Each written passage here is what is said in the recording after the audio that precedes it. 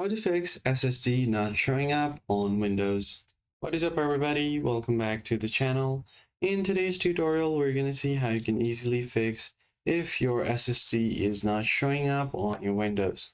Let's say if you've gotten or installed a new SSD and you head over to this PC, and you cannot see the disk over here.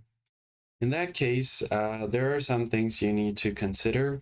So the first one is it might be registered as an unallocated memory on your disk. So you need to create a new simple volume with it. That's the first thing you're going to have to check. So usually that will immediately fix the issue. First off, press Windows plus R key on your keyboard, which will open up the Run dialog box. Now type in disk mgmt.msc, click on OK. It's going to open up the disk management for you. As you can see, I have gotten this around 4 gigabytes of unallocated memory.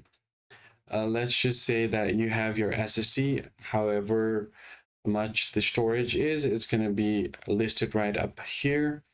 And if it's showing as unallocated memory, you're going to have to create a new disk and assign a letter for it. Right click on this, click on new simple volume. Now this volume wizard will pop up.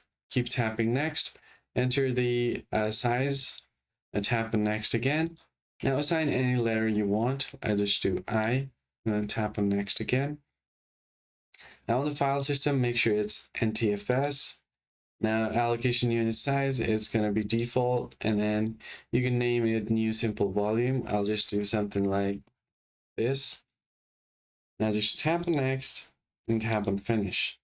Now, as you can see here, I've created a new simple volume.